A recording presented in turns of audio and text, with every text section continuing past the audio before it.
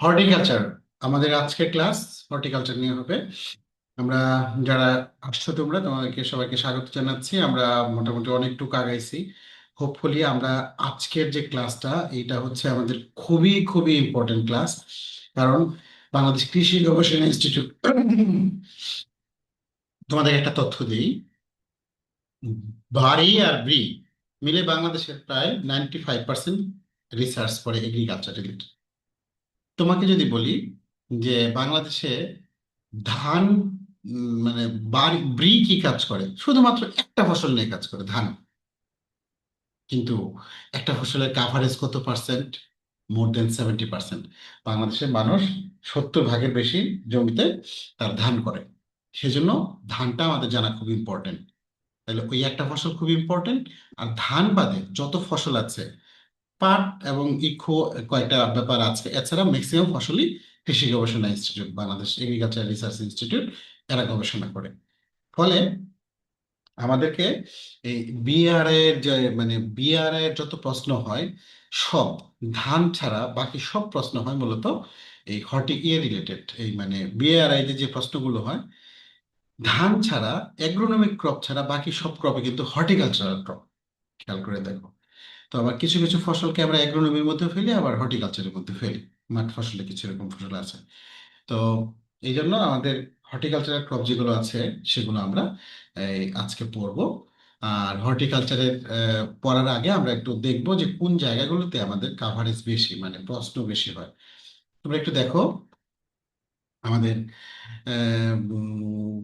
প্রথম প্রশ্নটা, যদিও এটা অ্যাকচুয়ালি ক্রপ বোটানি রিলেটেড প্রশ্ন, যে গাছের ভাস্কুলার বান্ডল জাইলেম এবং ফ্লুয়েমের কাজ কি। তোমরা জানো জাইলেম একটা দিয়ে পানি উপরে ওঠে, গাছ পানি খায়, আর একটা দিয়ে খাবার নিচে আসে।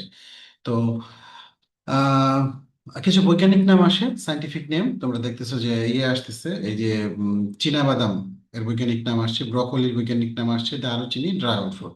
তার হর্টিকালচারাল যে ফসলগুলো আছে এগুলোর সাইন্টিফিক নেমগুলো আমার পড়ে ফেলতে হবে। এখন কোনটা পড়বো কোনটা পড়বো না, পড়তে হবে সব। তুমি দেখো এমন একটা অখ্যাত ফসলের নাম আসছে, দারুচিনি, হয়তোবা তুমি এটা কোনোদিনই চিন্তা করে না আসতে পারে, কিংবা ব্রোকলি বা চীনা বাদাম। অতএব তোমাকে সবই পড়তে হবে। ফুলকপি বাঁধাকপির ভক্ষণযোগ্য অংশকে কি বলে? কার্ড বা হেড বলা হয়, কার্ড বলা হয়, হেড বলা হয়। তো এগুলো খুব সহজ প্রশ্ন, হর্টিকালচারের জন্য এগুলো জানাই লাগে।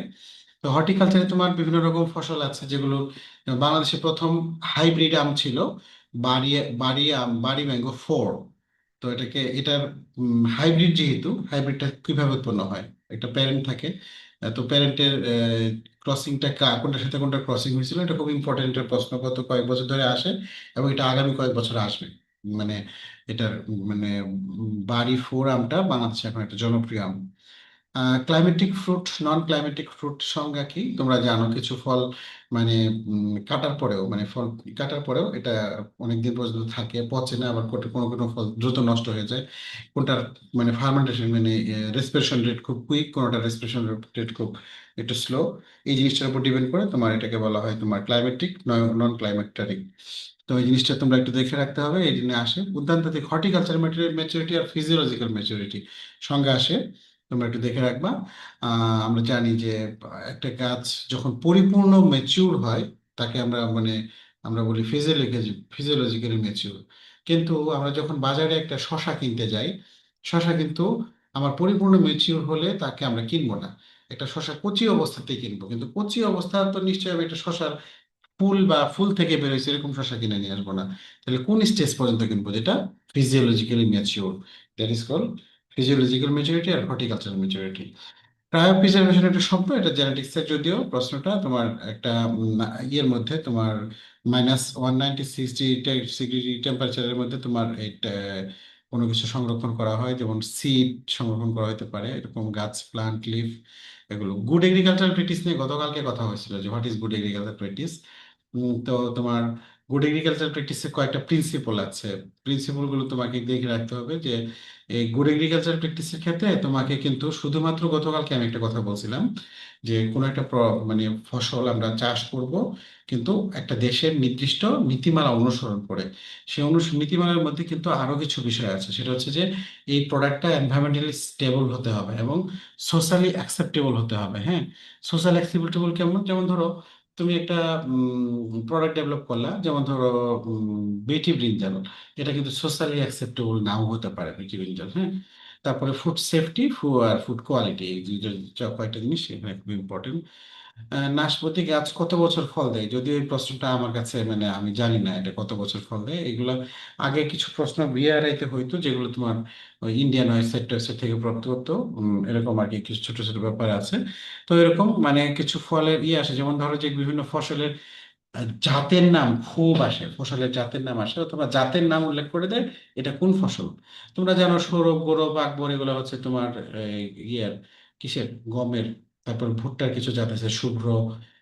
এগুলা তোমাকে জাত উল্লেখ করে দিলে তুমি যেন বলতে পারো যে ওই জাতটা কোন জাতের। এবার আমরা অনেক সময় বলি যে নদীর নাম ছাড়া মধুপতি কিসের নাম, নদীর নাম ছাড়া তোমার এই যে কিসের নাম, যমুনা কিসের নাম। তো এগুলো কিছু আছে, মরিচ আছে, কাঁচা মরিচ আছে, তারপরে আছে তোমার তরমুজ, এগুলো তোমার দেখতে হবে। নোটিফাইড ক্রপ তোমরা, এগুলো আমরা পড়বো, সংজ্ঞাগুলো পড়বো, সাবজেক্টে আমরা একটু দেখে নিই কি কি আসে। তোমার সরিষার তেল, সরিষা নিয়ে প্রশ্ন হয় আমাদের বিআরআই তে, সরিষা নিয়ে প্রশ্ন হয় কারণ আমাদের বাংলাদেশের পালস ক্রপ, বিআরআই কি কি ফসল নিয়ে কাজ করে? ভেজিটেবল নিয়ে কাজ কাজ করে, পালস ক্রপ নিয়ে কাজ করে, তারপরে হচ্ছে তোমার অয়েল ক্রপ নিয়ে কাজ করে, তো ফ্রুট ক্রপ নিয়ে কাজ করে, তারপরে ফ্লাওয়ার ক্রপ নিয়ে কাজ করে, ভেজিটেবল নিয়ে কাজ করে। তো এই জিনিসগুলো যেহেতু আমাদের আছে, এটা আমাদের জানতে হবে। তারপরে হচ্ছে তোমার কিছু ভ্যারাইটির নাম এখানে আসে, আপেল ফুল কোন ভ্যারাইটি কে ডেভেলপ করছে এটাও আসে। তারপরে যেহেতু প্রোপাগেশনের ব্যাপার আছে, প্রোপাগেশন মানে হচ্ছে তোমার প্লান্ট প্রোপাগেশন, তোমার থেকে হয়, মানে ধরো যে এটাকে কি বলবো, কলম, গুটি কলম, বিভিন্ন রকম কলম টলম, এগুলো ইয়েতে আসে। তো এই জিনিসগুলো তোমার আমাদের ফ্রিকোয়েন্টলি আসে। Which nutrient are found in review আছে, এটা ইয়ের প্রশ্ন, আর অন্য সাবজেক্টের প্রশ্ন। আচ্ছা, উম, আম কেন রাজশাহীতে ভালো হয়, কারণটা কি? কোকোনাট কেন কোস্টাল রিজনে ভালো হয়, আসে এগুলো। তারপরে হারভেস্ট ইন্ডেক্সের সংজ্ঞা কি, এই জিনিসগুলো আমাদের আসে। আর চিলিং টেম্পারেচার কি, সেলফ পলিনেটেড, আমরা মোটামুটি এটাই পড়লাম। আমরা এখানে আর প্রশ্ন দেখবো না, প্রশ্নগুলো একটু সুন্দর করে সাজিয়ে তোমাদেরকে আমি দিব।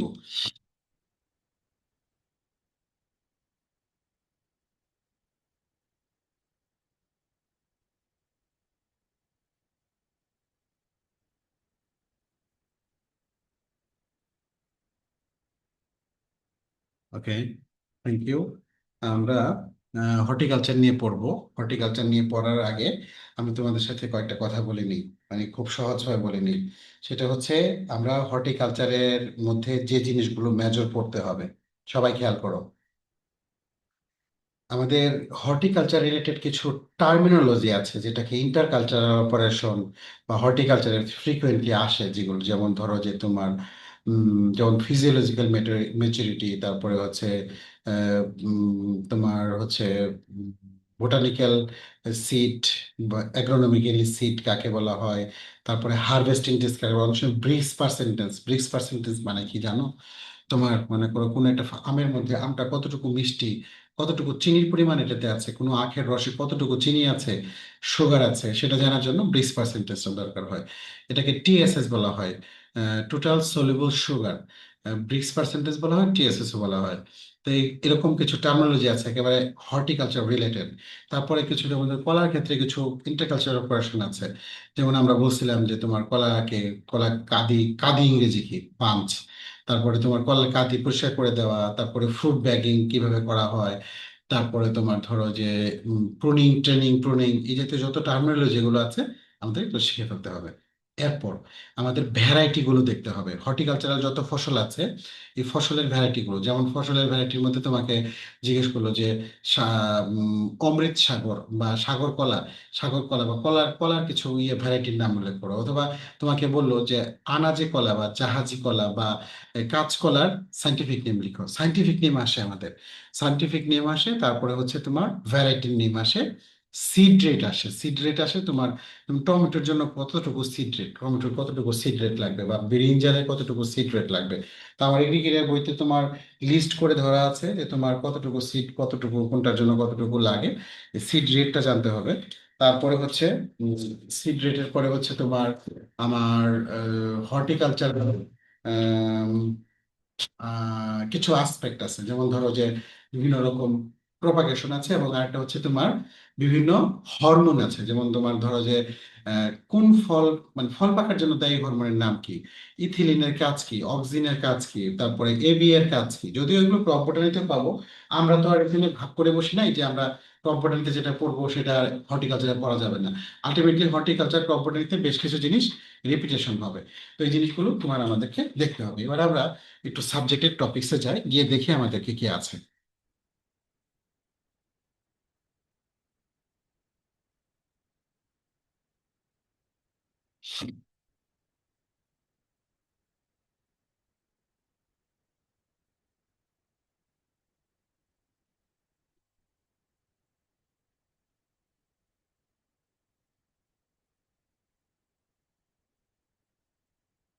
ওকে, তোমরা আছো তো আমার সাথে? একটু কথা বলো মাঝে মধ্যে, তোমরা দু একজন একটু হ্যাঁ হো করলে আগে ভালো লাগে। জি স্যার। জি স্যার আছে। ওকে, থ্যাংক ইউ। তোমরা একটু হতাশ হয়েও না, হর্টিকালচারটা খুবই সহজ সাবজেক্ট, মুখস্থ করে ফেলা যায়। মানে তুমি মনে করো যে বুঝি না, বিষয়টা বুঝি না, এরকম কিছু না। দেখো, এটা কয়েকবারই আসছে। অলিরিকালচার কি? Science of vegetable production. হর্টিকালচারের মধ্যে আমরা বলি পমোলজি কি? Science of fruit production. তারপরে তোমার এই যে তোমার এই পমোলজি আর অলিরিকালচার, এটা কয়েকবারই আসছে, মানে এটা নিয়ে কোনো, ফ্লোরিকালচার কিন্তু দেখলেই বোঝা যায় ফুল চাষ। তারপরে এই তোমার প্লান্টেশন ক্রপ, এগুলো দেখলেই বোঝা যায়। কিন্তু পমোলজি যে ফ্রুট গ্রোয়িং, অলিরিকালচার যে ভেজিটেবল গ্রোয়িং, এটা কিন্তু অনেক সময় আমরা ভুলে যাই। এই জন্য এই দুটো জিনিস আসে, সঙ্গে আসে। তো অলিরিকালচার নিয়ে তোমার এখানে কিছু কথাবার্তা এখানে আছে। দেখো, এটা তোমার আছে যে কার্ড কি, the edible part of cauliflower is known as card. মানে আমরা যে ফুলকপির যে ফুলটা খাই এটাকে কার্ড বলা হয়। আর বাঁধাকপির যে মানে ইটা খাই, মাথাটা খাই, এটাকে বলা হয় হেড। তো কোল ক্রপ কি? বাংলাদেশে যে যে তোমার ওই যে কয়েকটা ফসল আছে, যেমন শীতকালে হয় ফুলকপি, বাঁধাকপি, নলখল, ব্রকলি, এটা হচ্ছে সোলানেসি ফ্যামিলির কয়েকটা ক্রপ, সরি ব্রাসিকা ফ্যামিলির কয়েকটা ক্রপ, তাদেরকে বলা হয় তোমার কোল ক্রপ। তো এই জিনিসটা একটু জাস্ট সংজ্ঞাটা জেনে রাখার জন্য। মাশরুম নিয়ে খুব বেশি প্রশ্ন আমি কখনো দেখিনি, এখানে আমি একটু লিখে রাখছিলাম যেন মাশরুম সম্বন্ধে একটু তোমরা ধারণা রাখো।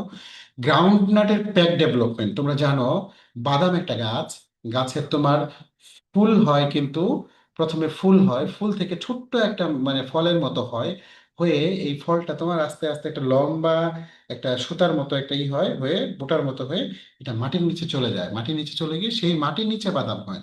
তোমাদের সবার জন্য বলি, আমাদের অনেকেই আমরা জানি না, বাদাম গাছের ফুল সেটা কি ফল সেটা কি গাছে হয় না মাটিতে হয়?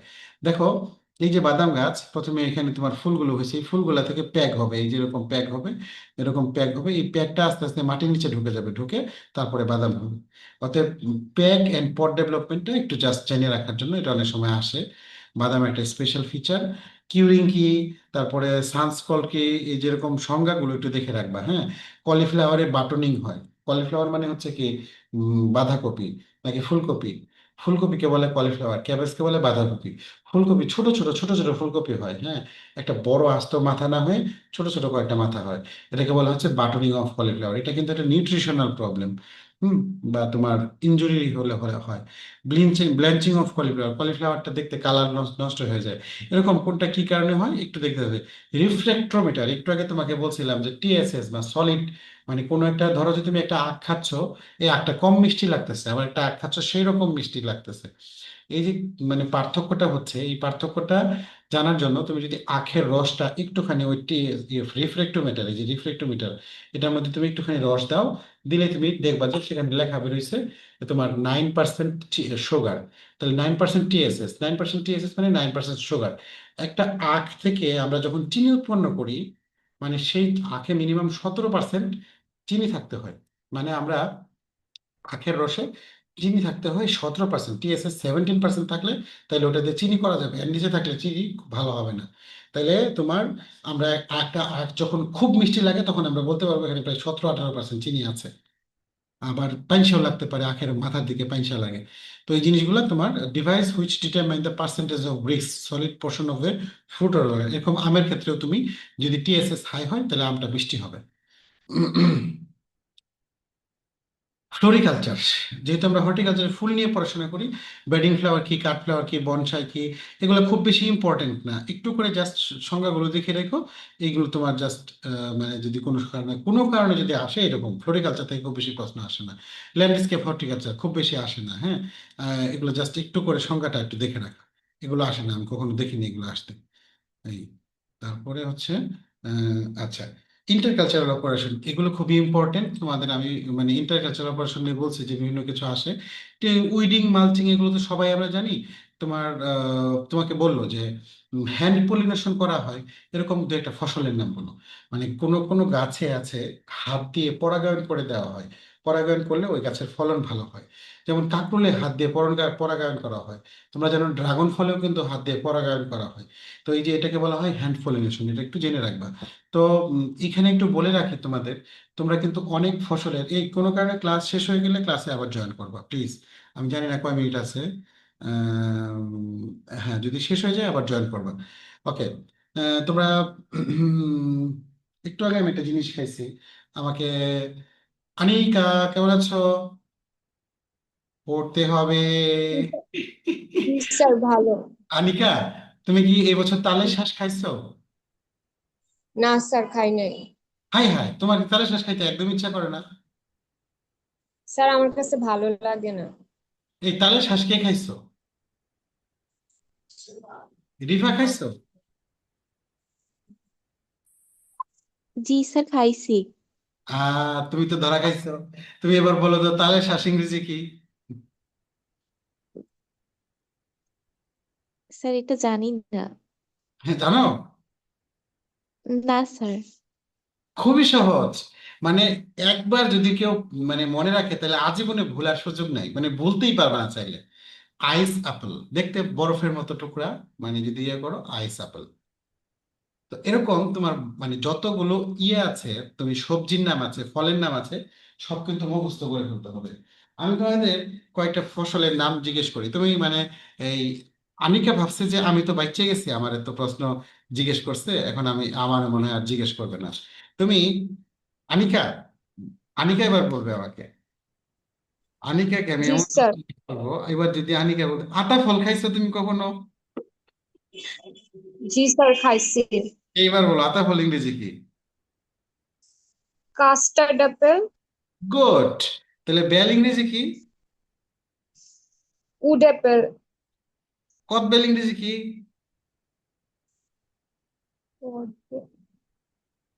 কদবেলটা মনে নাই।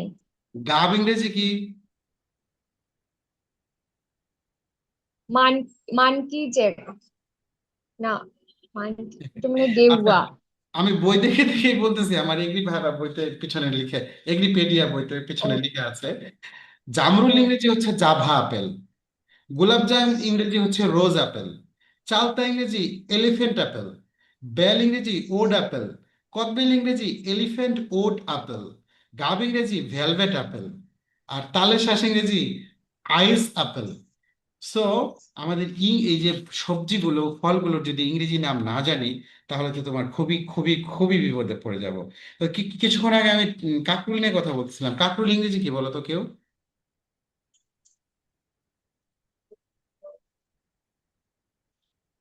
নুসরাত, তুমি কি ভাবছো তোমার কিছু জিজ্ঞেস করবো না? আসসালামু আলাইকুম। কাকরুল আমার ইংরেজি এই মুহূর্তে মনে পড়ছে না। পিজেল গোর্ড। ও, দেখো, মানে এই জিনিসগুলো তোমাদের যদি মানে তোমাদের জানতে হবে, তুমি একটা এগ্রিকালচারে পড়াশোনা করা একটা স্টুডেন্ট, তোমাকে যদি তোমার ইংলিশে প্রশ্ন আসছে যে কোন ফসলে হ্যান্ড পলিনেশন করা যায়, which crop is suitable for hand pollination, তুমি প্রশ্নের উত্তর জানো কাকরোল, কিন্তু কেউ লিখতে পারতেছে না কারণ ইংরেজিটা জানো না। নুসরাত, জি, বুঝতে পারছি। সবগুলো ফসলের, তাহলে তুমি নুসরাত আমাকে বলো দেখি ঝিঙ্গা ইংরেজি কি? জি, বুঝি নাই, আবার বলেন। ঝিঙ্গা, ঝিঙ্গা। ঝিঙ্গা। Snake gourd. কি? Snake gourd. না, আমি তো জানি এটা হচ্ছে তোমার রিজ গোর্ড। ও আচ্ছা। ঝিঙ্গা হচ্ছে রিজ গোর্ড, চিচিঙ্গা হচ্ছে স্নেক গোর্ড, তারপরে পটল হচ্ছে পয়েন্টেড গোর্ড, লাউ হচ্ছে বটল গোর্ড, তারপরে করলা হচ্ছে বিটার গোর্ড। এই যেভাবে নামগুলো মুখস্থ করতে হবে, না হলে তোমার সবজি ভেজিটেবল এগুলো নাম জিজ্ঞেস করলে যেন পারো আর কি। হ্যাঁ, ওকে, ঠিক আছে, আমরা একটু আগাই। তো রিঙ্গিং কি তোমরা জানো? এটা আমি তোমাদের একটু পড়াই দিই। কোনো কোনো ফসলে তোমার গাছে তোমার অনেক রকম বেশি পাতা হয়ে গেলে ফল যদি না ধরে, তখন গাছের বাকলটাকে সুন্দরভাবে কেটে দিয়ে ringing is removal of bark phloem as about এত সেন্টিমিটার, এটা করা হয়, এটাকে বলা হয় হার্ডেনিং। অনেক সময় আমরা গাছের চারাকে বেশ কয়েকদিন ইয়েতে ছায়ার মধ্যে রেখে পাতা টাতাগুলো মরে যায়, তারপরে ওই চারাটাকে লাগাই, এটাকে হার্ডেনিং বলে, অ্যাডজাস্টমেন্ট করা হয়। গুড এগ্রিকালচার প্র্যাকটিস নিয়ে গতকালকে তোমাদের সাথে কথা বলছি, তুমি এটার একটা সংজ্ঞা এফএও দিয়েছে। গুড এগ্রিকালচার প্র্যাকটিসের সংজ্ঞা তুমি যদি নিজের মতো বানায় 30টাও লেখো, লাভ হবে না, তোমাকে এফএও যেটা সংজ্ঞা দিচ্ছে ওটাই পড়তে হবে।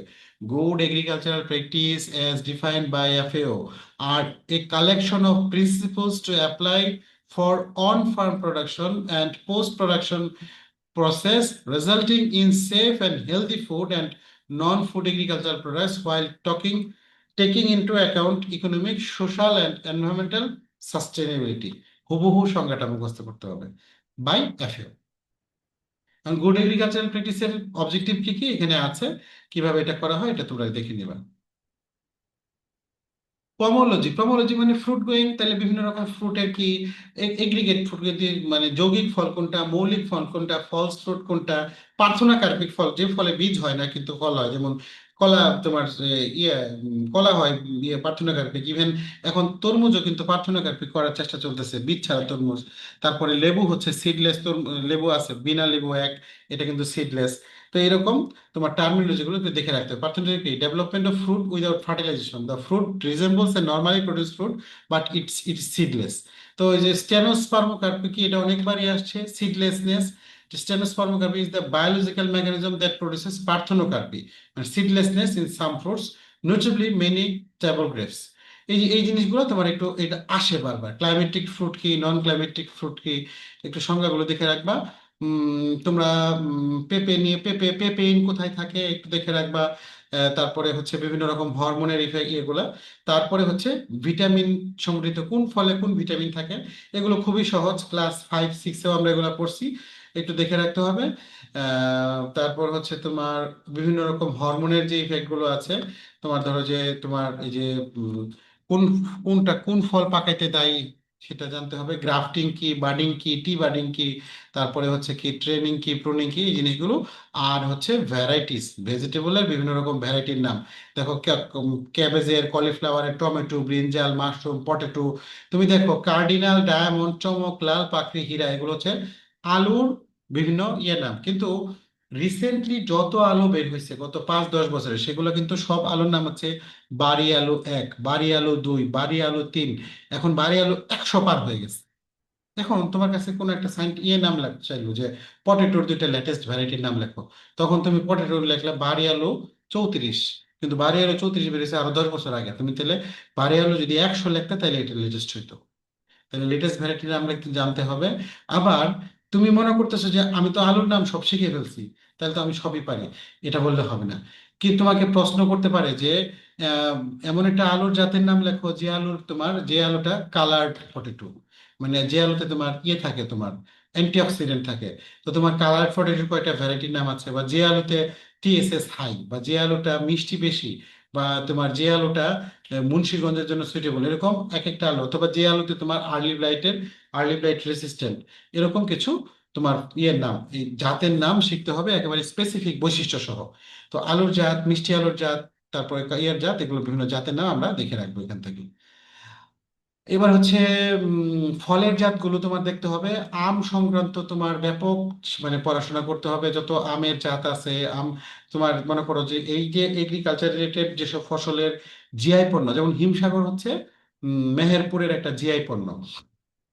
তারপরে তোমার কলা বোধ হয় কলারও বোধ হয় জিআই কলা মনে হয় একটা বের হয়েছে, জিআই পণ্য বোধ হয় কলা বের হয়েছে, এবং যে নাইন কলা নামে একটা জাত আছে যেটা খুবই মানে এখন পপুলার, এবং অনেক মানে বাঞ্চটা অনেক প্রায় 2-3 গুণ বড় হয়, অনেক বড় বড় কলা হয় সেটাকে তোমারই এই জিনিসগুলো জানতে হবে তোমার, ভ্যারাইটিগুলোর বৈশিষ্ট্যগুলো। স্পাইস কন্ডিমেন্টস খুব একটা কখনো আসতে দেখি নাই কোথাও, একটু করে জেনে রাখবা।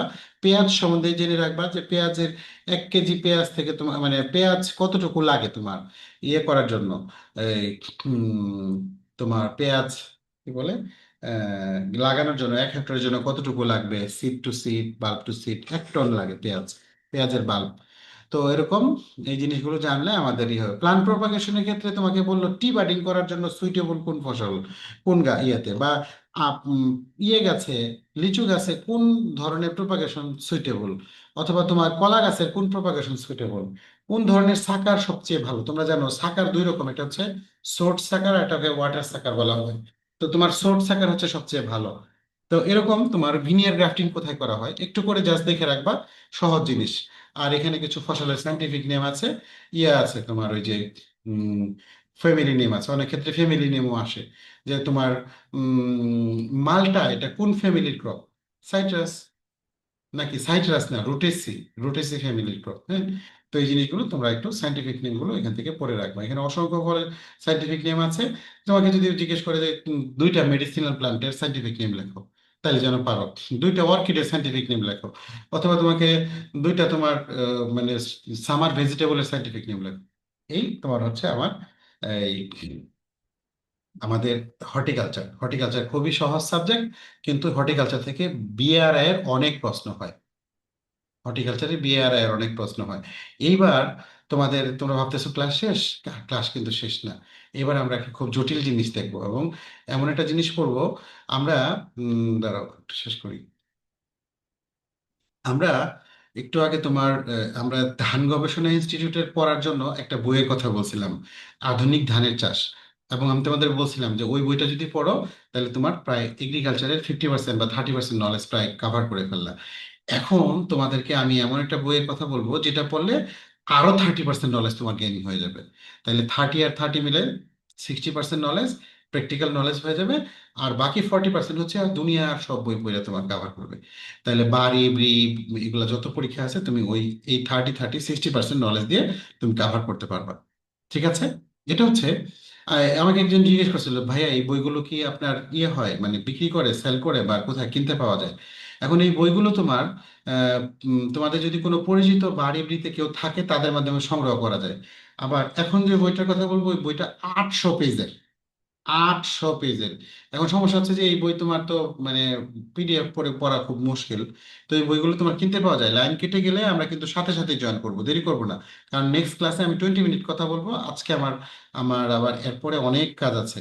আজকের পরে আমি মিনিমাম তোমাদের সাথে 3 দিন বা 4 দিন ক্লাস নিতে পারবো না। একটু বলে রাখি, কি বলছিলাম, যে আমাদের যে বইগুলো আছে এই বইগুলো তোমার পাওয়া যায়।